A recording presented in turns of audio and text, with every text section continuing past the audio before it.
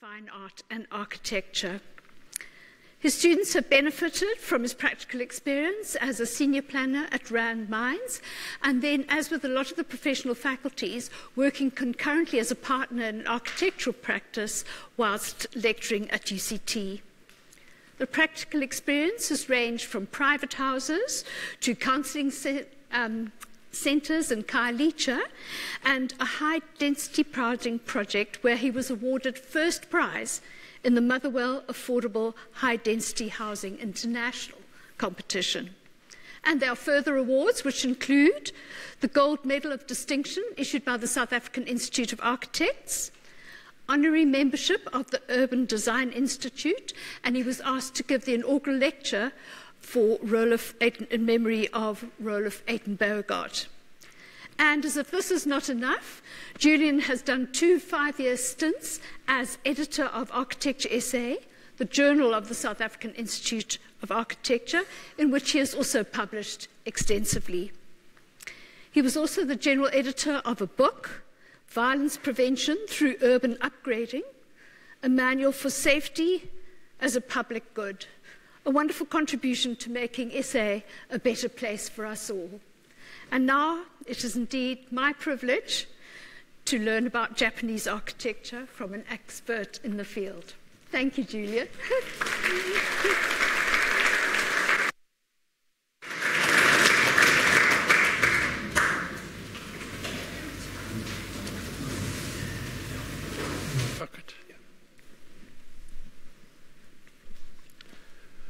Thank you very much, Tessa. Can you all hear me all right? Yeah. I'm not at all an expert on Japanese architecture. Louder. I'm not at all an expert on Japanese architecture. As Tessa said, I was. I was stimulated to do this series really from 3 trips to Japan, one over 30 years ago, and then 2 more in the last 2 years. And I wanted to do it firstly simply because I'm fascinated by the architecture of a culture so different from mine. And secondly, I'm intrigued by the way traditional ideas in Japan have come through into the work of some contemporary architects, which is really what I'm exploring in these 5 lectures. That seeping through of traditional ideas is not a common occurrence in today's world, and I see it as a counter or a critique of 2 distinctive trends now long-lived in the architecture and urbanism of global capitalism. The first I call dumbing down. Somehow the mixture of profit as the sole criterion of value with ease and speed of communication dumbs down every detail of our culture, from the way we clap to the way you express your delight, and you'll see lots of it in the tennis, like, to the way that architecture is made and cities are built. And it's all reduced to a kind of lowest common denominator. And I think that that reduces in the city the wonderful richness and diversity that there is around the world. The second trend is what I call shallow novelty. Information technology has generated a climate of immediacy. You're required to answer, to respond, to invent, to create everything immediately and brilliantly. Otherwise, you'll not be heard or noticed in all the dreary sameness. Global capitalism generates a huge demand for novel images to help commodities attract big markets. And they are wanted fast. Brilliant ideas produced at speed are, I think, by definition, shallow. That doesn't really matter with toothpaste or footwear fashion, but buildings aren't commodities like shoes. They're big and long-lasting and record our history and culture and beliefs in many ways better than anything else, better than literature or painting or anything. And they obviously affect many people's lives. Oh, I should be moving on.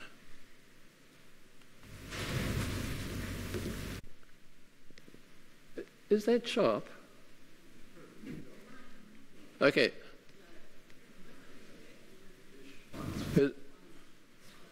Okay, some of them are sharper than others.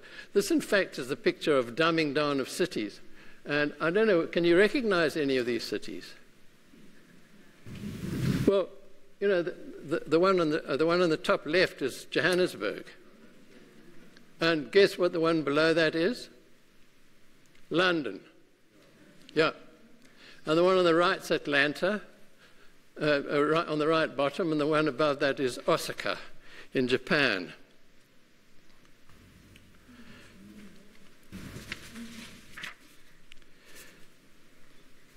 These are the kind of what I call shallow pieces of brilliance that are littering the cities now. And to litter them like this with these extravagant gestures, which are really aimed to sell either the architect's ego or a brand of a product or a corporation's exclusive feeling of power, to me is very problematic. It reduces the coherence of the city as a whole, and it means that we're surrounded by large and often aggressive buildings, shallow in meaning, that force themselves on us.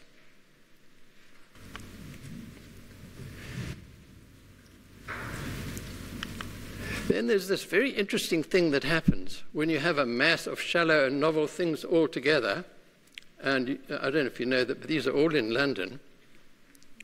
When they all come together, what you have is what can only be described as a disorderly and confusing sameness.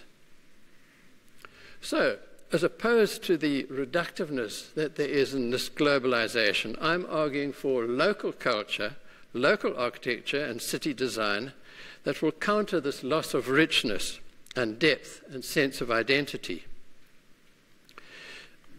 There are two main dangers in such an approach.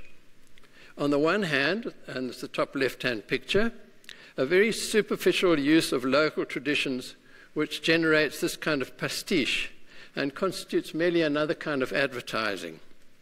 And the other, obviously, is nationalism, exclusivity, as produced in fascist Italy or Stalinist Russia, and I expect could easily emerge from Brexit Britain and Trumpist America, where traditions are hardened, as it were, into weapons. We obviously want to steer clear of those two. So I'm arguing for something like what happened in the early 1900s when people like Mussorgsky sought out the rhythms and melodies of folk songs that had been sung for centuries and blended them into their symphonies and concertos. Or like South African jazz, which owes so much to the United States, but also has its own sound and character derived from our history. Or architecturally, like, for example, a man called Rafael Moneo, who in a town hall building in Murcia in Spain, integrates many of the traditional ideas and devices of the buildings of its neighborhood to make a building that's absolutely new but lies positively and comfortably among all those existing buildings. So I'm interested in how deep traditions in architecture seep through into contemporary work in a way that sustains local identity, but not exclusively. It also makes a contribution to the world. Now, I've structured the first three lectures around what I consider to be the three main ideas or characteristics of Japanese architecture, that it's very closely connected with an approach to nature, that is often characterized by a journey through a number of distinct layers towards a secret or hidden center, and that it has a consistent quality of a kind of incompleteness or emptiness, combined, somewhat paradoxically, with meticulous perfection. And then in the last two lectures, I look at the work of some prominent contemporary architects for signs of traditional ideas. So today I'm starting with a brief comparison to give some context for this thinking about Japanese architecture, a brief comparison between a tradition in the West, say that of Italy, and Italy simply because so much of European architecture, Western architecture, comes through or went to Italy, and comparing that with the architecture in Japan in relation to this approach to nature.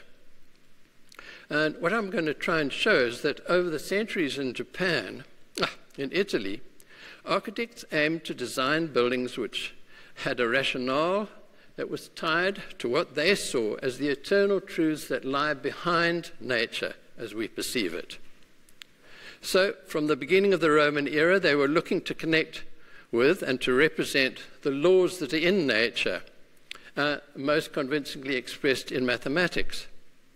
And then by the Renaissance, this was closely linked with the creator or ruler of nature, the one God, perfect and immutable. And also with the idea of man as made in the image of God, i.e. in perfect proportions defined mathematically.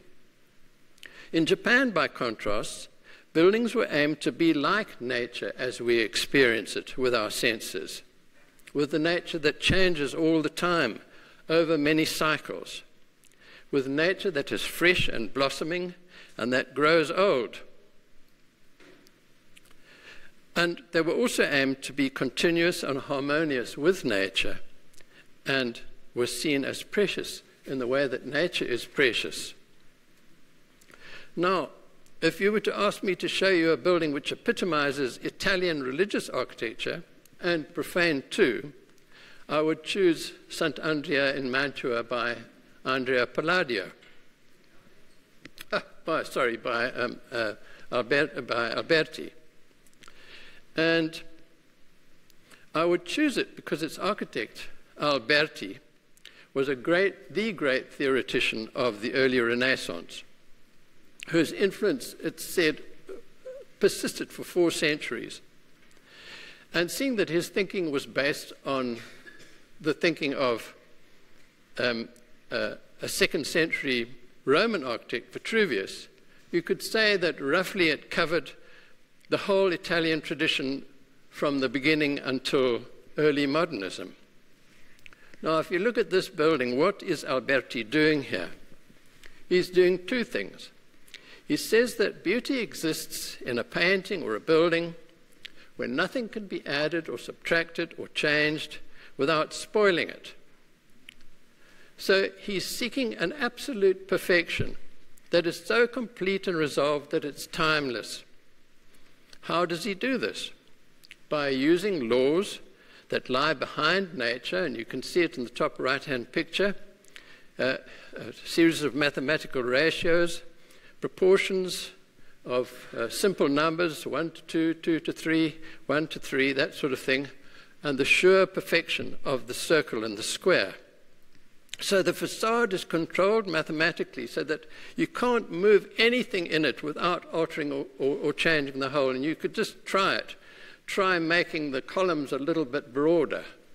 Try making the door a little bit higher. And you can see that if you change any one of those, the whole thing would have to change.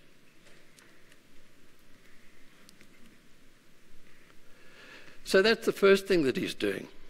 The second is he's trying to reconcile the form of the church, which has got this particular form of a nave and 2 aisles and so on, with the ancient classical forms of the triumphal arch and the temple front. And you can see the models down on the bottom. If you look at the facade, you can see that the temple front is kind of laid over the triumphal arch.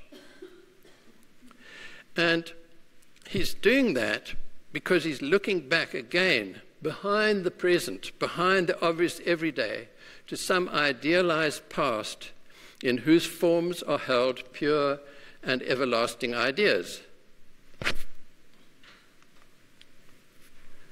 The plan of the church is in the form of a cross, and over the square of the center of the cross is the sphere, the symbol of heaven. The cross obviously reflects the cross of Christ, and it also describes the human form made in the image of God, i.e. perfect, as the drawings of Francesco di Giorgio show, with the perfect man inscribed in the circle and the square.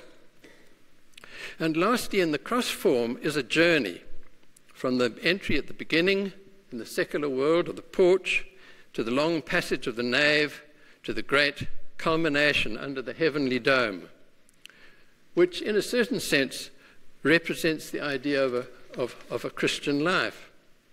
So there are a number of very powerful objectives and beliefs that are tied into the design of the building. The idea of one God and his perfection, the idea of permanent truths and mathematics, the idea of wholeness, completion, immutability, the idea of a relation with the human body, and the conception of the sure process of human life, at least for believers. Italian architecture, and that of most of Europe, is drenched in these kind of ideas emanating from Greek and Judaic thinking. You could object that the Gothic tradition had a much looser aesthetic that enabled addition and change. However, in its height, in 13th century France, it was profoundly rational, and I think these photographs give some idea of that. It's based on very precise hierarchies of structural elements, from the church as a whole to one archway to the vault, and all the way down, almost like in a mathematical precision, all the way down to the smallest element in there. It's very, very tightly controlled, and in many of them also mathematically. So as an architectural method, if one could call it that, it was so powerful that when Palladio, the most influential architecture ever, designed a secular building, this is a Villa Malcontenta in the 16th century, he based it on proportional ratios derived from the laws of musical harmony as derived from Pythagoras' thinking centuries before. And when Giuseppe Terragni brought his Casa del Fascio in the 1930s to order, he did it with the proportions of the golden mean. Both believed they had imbued their buildings with the timeless truths that lay behind nature, and also in distinction to the nature that we experience, the one that grows and changes. Now, it's difficult to imagine, Japan, we made it. It's difficult to imagine anything more different from Alberti's church than a Japanese religious precinct such as this one, Kiyomizu-dera, in Kyoto, most of which was built around 1630.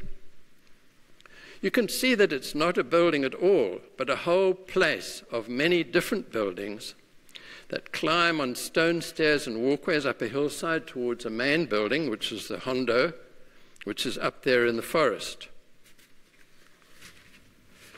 And as you go up, the buildings, you experience the buildings as variations of a theme, like a cluster of the same kind of plant seeded by a mother tree.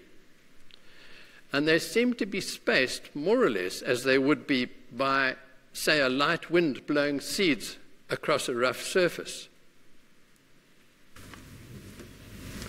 Having passed numerous gateways, treasuries, shrines, and bell towers, you arrive at the Hondo, and it's in the bottom left-hand corner.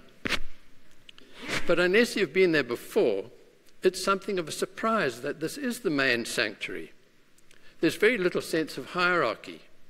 You find yourself on a balcony overlooking a small valley and can see that the journey you've made to reach this climax actually carries on around the corner, where you can see other shrines and a pagoda. You can go there and experience or pray at them. The little Buddha figures on the left-hand corner are apparently the souls of children, lost children, so people who've got have lost a child would go and pray there. They also encompass the spring, which you can see on the bottom right-hand corner. And the spring was recognized by a priest called Enchen in about 780 AD as being the one of miraculous power which he had seen in a vision. He started the shrine around it, and the Otowazan Kiyomizu-dera, the clear water temple on Sound of Feathers Mountain, is named after it.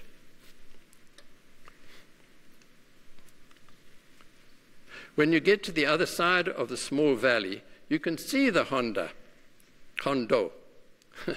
sitting there over the forest on its great scaffold, all held together without any glue or nails or bolts or anything, all built of this great big timber scaffold. And you can see how many people there are standing on it. And a little bit further along, other buildings, a pagoda and other buildings overlooking the city of Kyoto.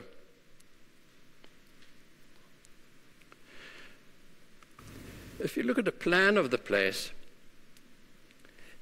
it's like a fleeting moment in nature, the way that it's arranged. You could drop in another one of those roofs or take one away or blow a few away at any time without really making any difference to it, any conceptual idea difference to it anyway. Japanese culture is deeply rooted in a respect for nature that grows and changes. And I think the picture of this woman's intensity, this gardener, she's digging away in the ground, somehow shows that. And this surely has something to do with the geography of the place. There's a huge proportion of it is mountainous. Everywhere is close to the sea. Climatically, it's very varied, from sultry summers to snowy winters. Volcanoes and earthquakes, as you know, happen all the time. In fact, when we were there a couple of years ago in Tokyo, we driving along on the train, there was a little notice that came up saying, sorry, we're 3 minutes late, but there's been an earthquake over there, and so the train's been a little bit delayed. It's a very, very volatile place in nature terms. Nature forces itself on you, and it's very beautiful.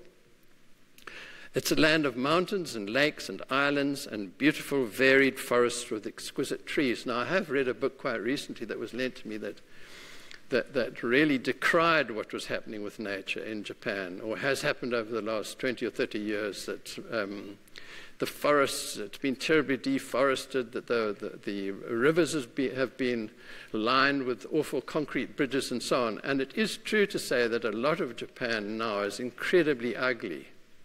But the nature itself that traditional people experienced was really beautiful, and I hope these pictures give some sort of sense of it. The sort of wonderful richness of the plants there. Every tree seems to be like a perfect specimen.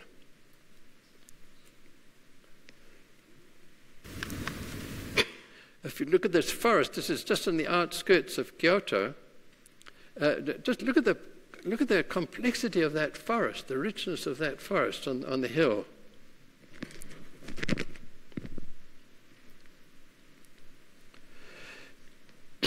It's hardly surprising that Japan's indigenous religion, Shintoism, is so closely interwoven with nature. The founding myth has a male and female character, Izanagi and Izanami, whose union produces the islands of Japan, the waters, the mountains, and the trees, and also a number of deities, the chief of whom is Amaterasu, the goddess of the sun. She, it was held, all the way up to the Second World War, was the ancestor of the imperial royal family, an idea which was very usefully spawned by some powerful clan. Now, there are three main ideas nurtured by Shinto which impact on the spatial environment. The first is this divine descent of Japan, its rulers and its people. Shintoism is a very Japanese religion. They're not talking about humankind, they're talking about Japanese people. And obviously that has difficult implications when it comes to a situation where of extreme nationalism, for instance. The second idea, which is the most important one in relation to what we're talking about really, is that the world is filled by kami, who are spiritual creatures who are engaged with human beings and can help them in their lives. And kami are in, or can be found in, any everything in nature, mountains, streams, trees, animals, human beings, and also in things like storms and earthquakes, and also in things that human beings have made. So everything, if you like, of the physical environment is potentially imbued with sacredness. So that's the second thing. The third, I think I've got a picture that goes with that. That is a sacred tree. The third thing is that it's really much more a way of life than a religion. And the idea is to follow the way of the kami. So rituals are very important, personal, daily rituals, and also bigger ones on special days and by special people. And the chief concern in all that seems to be purity, that spiritual purity and harmony. So a purifying ritual is a very important part of life. And I say is because, in fact, even today, if you go there, I'm not sure how many people have been there, whether you would agree, but you see a lot of, in all the shrine sites, you see this process of purification going on. So that's important, but also the aim is to achieve a kind of a moral purity. And you do that by living a life of sincerity and authenticity. And these words are important when we come to look at other categories of architecture. And also by avoiding things which disturb the kami, by aggravating the natural order, so you leave nature alone. So I can't imagine what the kami are doing now. Or by disrupting the harmony of the community. And I'm showing this photograph. This is in Osaka, and it's probably one of the busiest underground stations in the world. There are 18 million people in Osaka, and a lot of them go through the station, and they're all going to work. And to me, it shows the way that kind of respect for the community and avoidance of making any kind of disruption persists very powerfully to today. If that stream moves all at the same speed, nobody goes too fast or too slow, nobody bumps anybody else. If you're coming from the other direction, nobody bumps into you. If you get lost, somebody stops and tells you, oh, you can go there and there. But it's an unbelievably calm and controlled situation. My wife described it as like salmon going up a river for spawning. It's just like an incredibly calm and tranquil flow of these millions and millions of people. And I think that exemplifies that kind of harmony that there is in the community.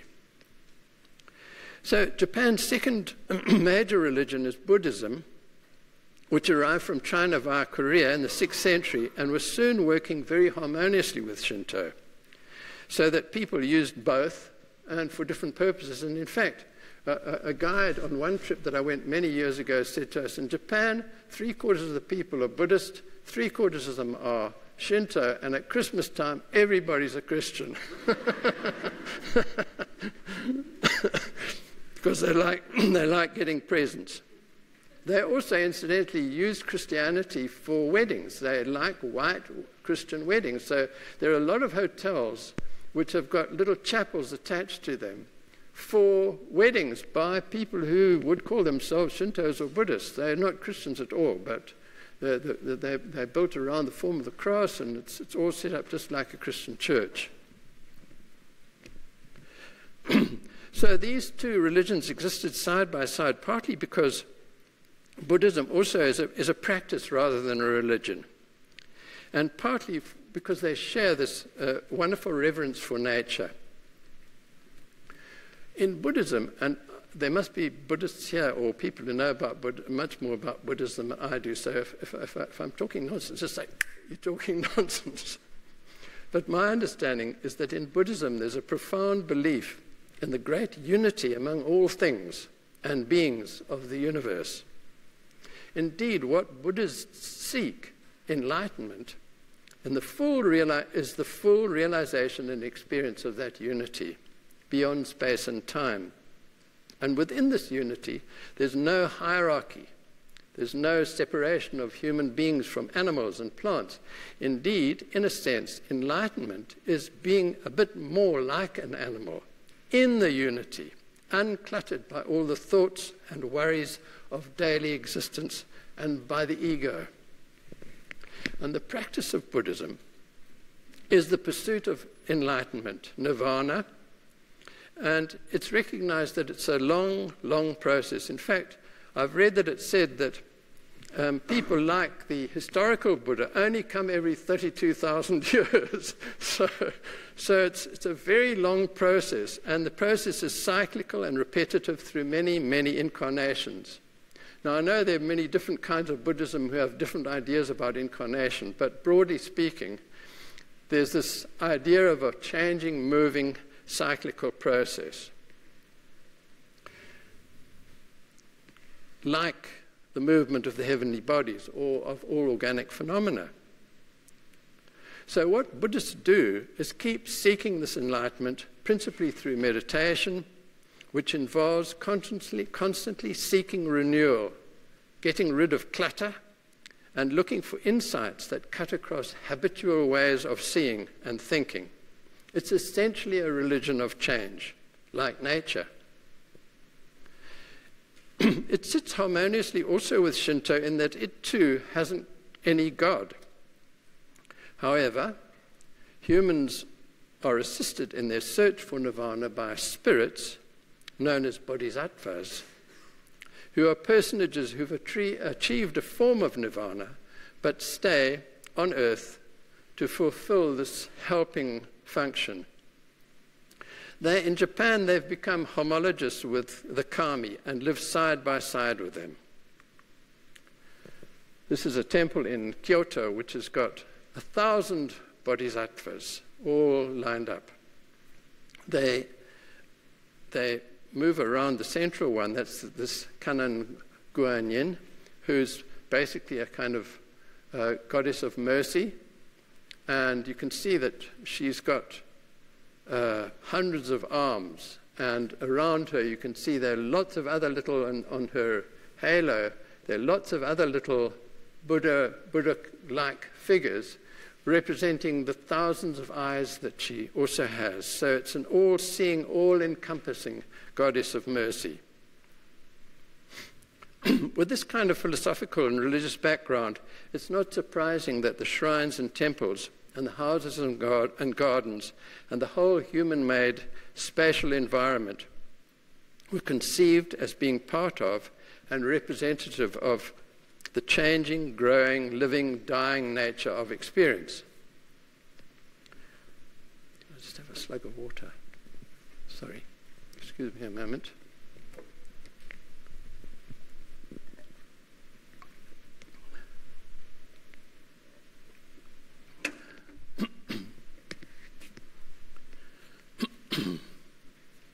How does this all become apparent?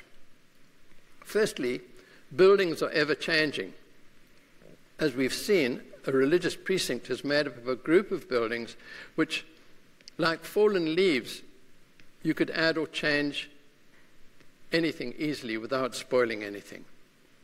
And a single building, too, is designed in such a way that it can be freely altered. This is the Ninomaru Palace, which is a shogun's palace. I always like to think of this and compare it with the palazzi of the people in Florence, the great lords of Florence. It's such a modest kind of palace compared with theirs. And the shogun was the violent military ruler who, I was going to say lay behind the throne, but it's actually normally more in front of the throne. The emperor became a really minor figure. The shogun was the one that really ruled Japan. This is his palace. Now, if you just look at it as a single building, you can see immediately that it's organized in a very loose kind of a way, with a series of pavilions that connect with each other diagonally. It would be very easy to take one away or add another one without spoiling the whole. In fact, it looks rather as if it has grown over time, and there's no clear main pavilion And it doesn't seem to matter in the arrangement which one is the biggest. The entrance is at the bottom right, as you can see, and it's completely asymmetrical. And you move through the building in a kind of a zigzag along the edge, which the arrows indicate. The thin lines and dots that you can see in the pavilions are sliding partitions. So one space can be very easily connected to another. And if you like, the whole building could be opened up into one big space, or at least a whole series of visually connected spaces. So it's a building that is fundamentally built to change. In 3 dimensions, you can see this quite clearly. And in fact, this has got kitchens added on that wasn't in the previous diagram, but I'm sure it doesn't bother you at all. Just as the inner spaces can change, so too can the pavilions in relation to the garden. If you look in the bottom right-hand picture, on the left-hand side, there's a box. Can you see it there? A kind of wooden box. And the doors of that whole side of the building can be slid into this box, opening the interior into the beautiful garden, which is that.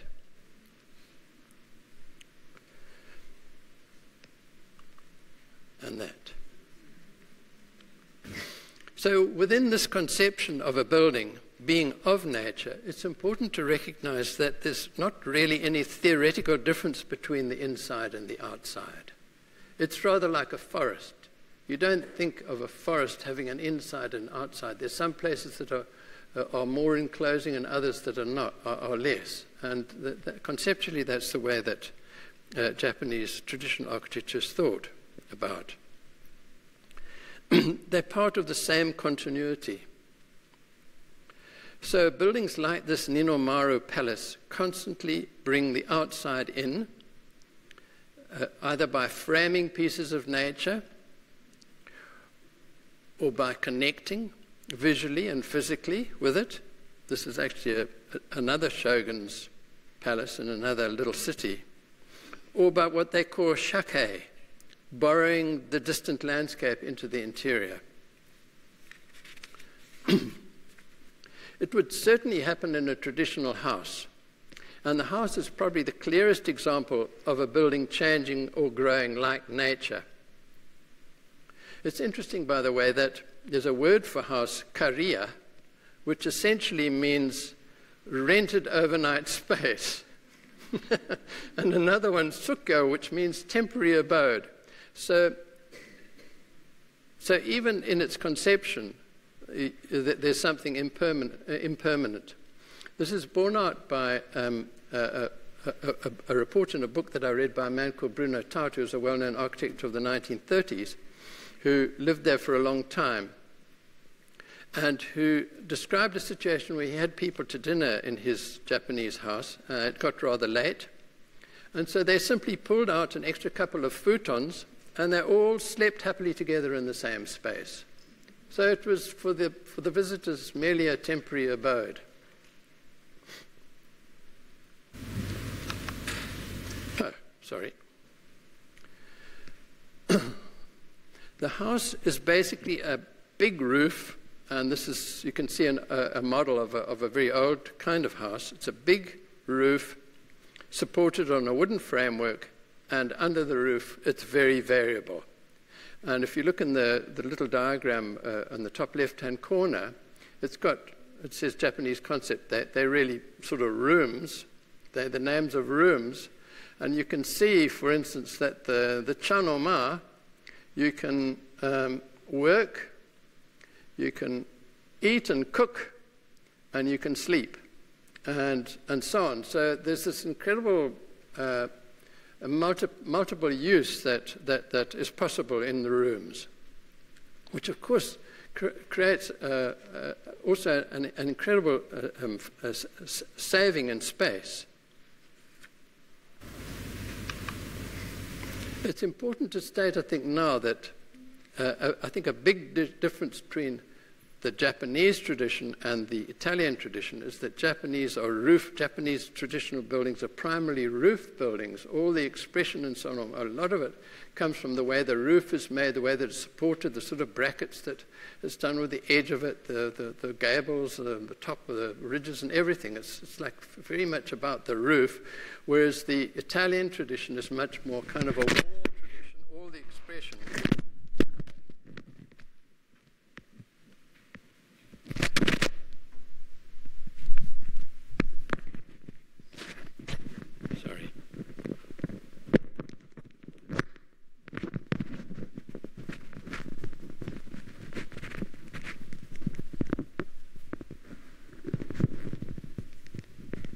Hear me?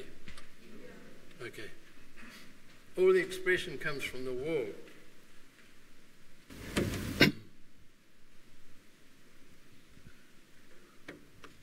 You can see this variability in the plan.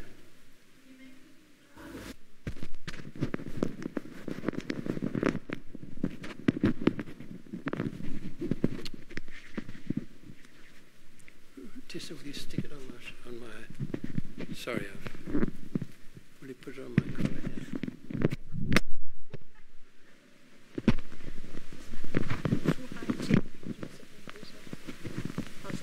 Is that okay?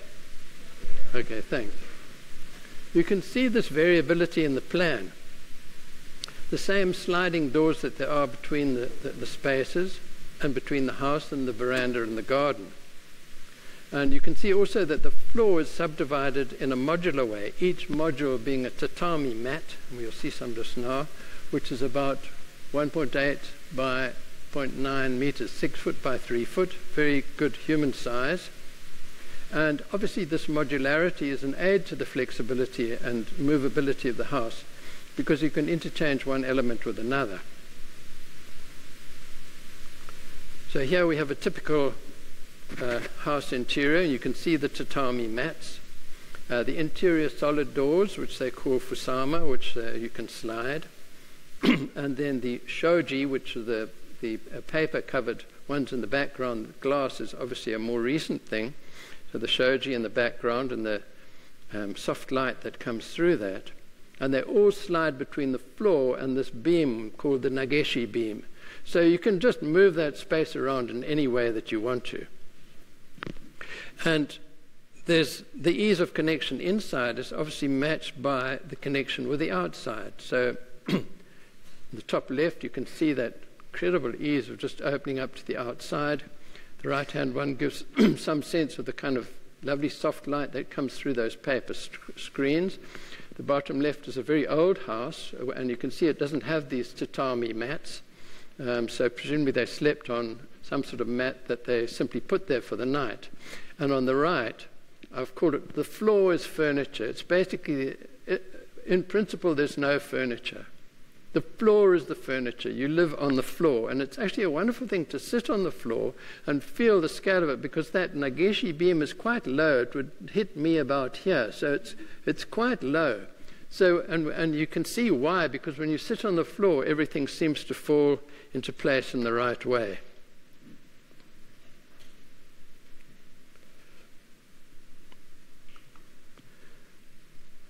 This shows the way that it works. You have a room with these big, deep cupboards. So they've got these very flexible rooms or spaces and deep cupboards where you store bits and pieces of furniture you might need and your bedding. So they'll simply pull that out, lay it down, and you go to sleep, push it back, and you could have a party there that evening in the same space. You can see in the right-hand one, there's a bed and there's a workspace right next to it. And then in the left-hand picture, and left and right, it's sort of the main room of the house where they have what's called this tokonoma, which it's like one of those deep cupboards, but it's not a cupboard. It's a space for, it's a kind of a family shrine where they have a solid wall for beautiful pictures and shelving for flower arrangements and and lovely bowls and things.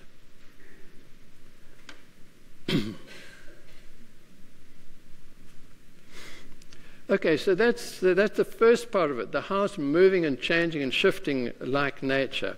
The second association between architecture and nature is that if there's this unity between all things in nature and all natural things are venerated, the old and fading get the same respect as the young and freshly growing. It's very affirming for old people, because wrinkles, bumps, and warts are fine. Beauty isn't some perfect, ideal thing that is seen as something to aspire to and to keep as long as possible in kind of eternal youth. So you see ancient trees that are propped up and patched. Flowers curling and drying with age are kept, but patina and the rough growths are treated with respect.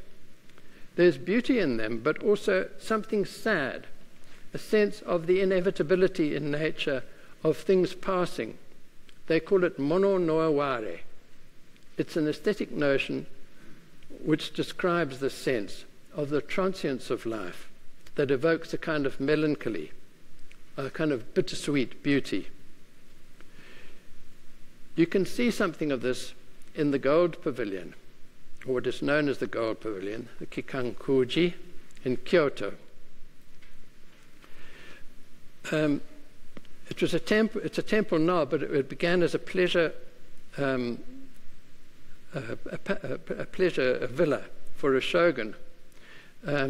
But when he died at the beginning of the 15th century, his grandson converted it into a Zen temple. And it lies like this kind of exquisite bird in a perfect garden at the edge of the pool. And as you approach it, its fresh beauty lures you with every step.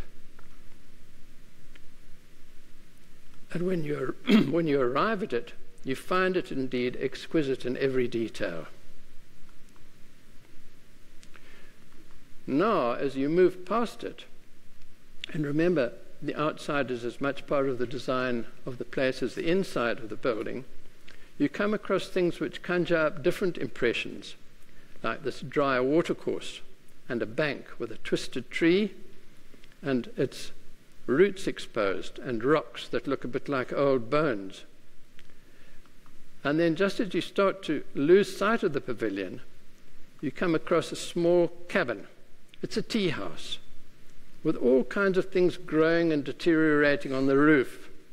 Not what you would call exquisite, but very real, authentic, and with a touch of mono no ware, of sadness, things passing. And if you look closely at this tea house, you can see that it's built of the simplest raw timber and with different sizes and profiles of all kinds, and also with saplings. It's very unpretentious. Apart from the moss and bare patches on the roof, the wood carries a patina of age, and so do the unpainted plaster walls. And then just nearby, there's this very strange small shelter made of rough, untreated bamboo and timber, including bent pieces of branch.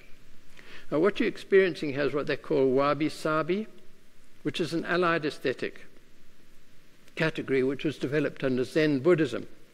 Sabi is about the appreciation of patina and loneliness. It's a kind of basic rustic modesty and economy of means. And wabi is also about loneliness, but connected with poverty. And it's something that values independence from worldly goods.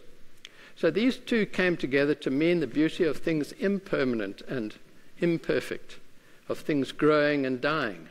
And its principles are, and I mean, they're strange categories if you think of them for categories of beauty. Weathering, unpretentiousness, small things being profound, freedom from convention, and asymmetry. Asymmetry, of course, is very characteristic of nature, and it's very consistent in Japanese architecture. Things are laid out according to the vagaries of the site and the movement of people, not according to any kind of rational idea. So if you look at this temple site, although each of the buildings has got a certain symmetry in itself. The way that it's laid out is completely asymmetrical. Look at the asymmetry that there is in these paths. They seem to follow much more the way that people move or where trees are and things like that, rather than there being any kind of overriding idea. And the slightly bent pathway is very typical. And then in the top right-hand corner, a little shrine on an island near Osaka. It's a completely asymmetrical design. There's nothing that's symmetrical there. It looks like something that's grown over a period of time. Okay, the fourth major way in which traditional buildings work with nature is simply in their harmony with it. They're not set up in distinction to nature, as in the Western classical tradition, but as indistinct from it. So firstly, they're very site-specific. In other words, they belong to a specific site and exploit its particular features and connections. And this is 4 different shrine sites just on the edge of Kyoto and quite close to each other, and each one seems to settle into its own space in a very particular way for that space, that place.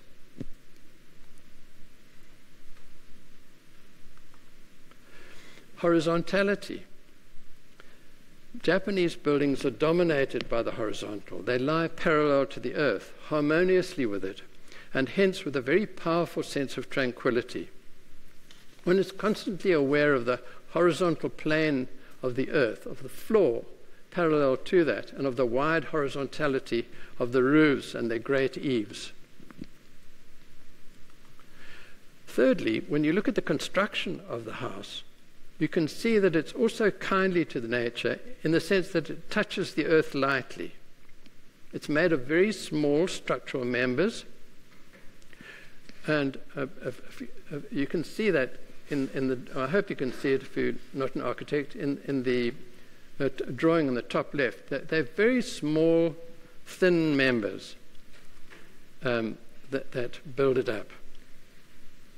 And the external enclosing fabric of it, of paper and timber, is also very thin and very light.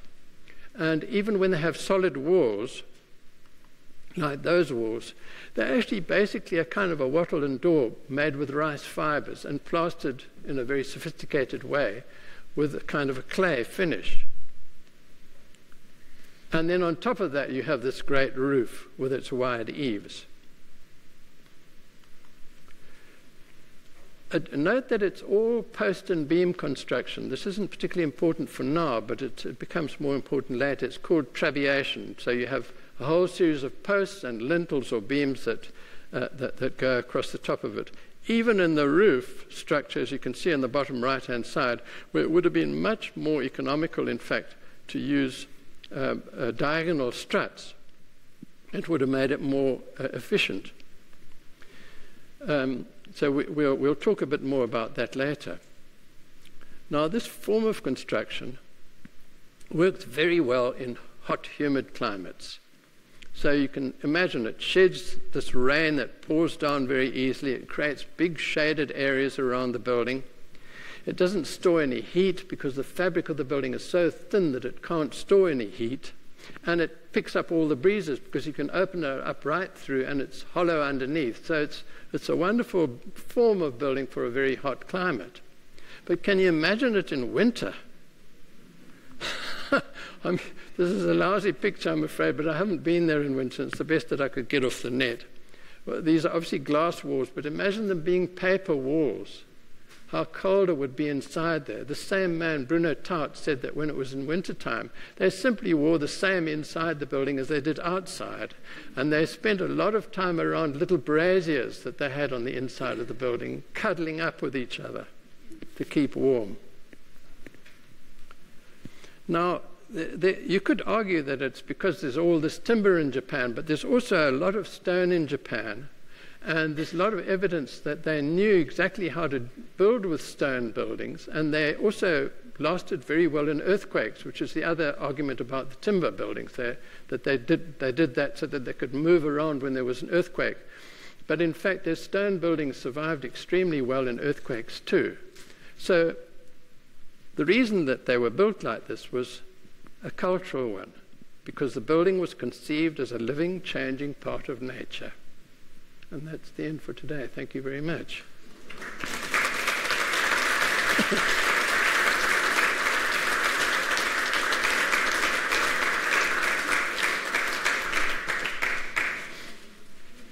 There is 5 minutes if you want to ask a couple of questions.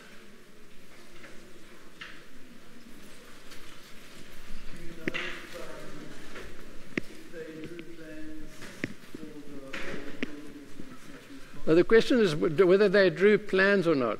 From what I've heard, is if you wanted a house, traditional house, you simply said to the master, they were always men, so I'm going to use the word master, a master builder, you simply said, I want a 25 tatami house. And they would make a little sketch and show it to you, and that would be it, you know. So after that, there's an incredible tradition of skill. So, you know, once you established that and you had all these basic components, you knew how it worked, the only thing that had to be separate from the house a bit was the loo. But then apparently Japanese people are not so fussed about smells from loos and things like we are. So you know, it was really quite easy to put a house together. Yeah, traditional house. Do they still put those traditional houses together? I noticed they have very much block of land, like we have. Yeah, I'll talk more about that later in the week. But the people do still inhabit some of them in some places and in rural areas, and in places like inns. They have traditional inns where you can stay, and they are just like that. Yeah. Yeah. Okay. Thank you.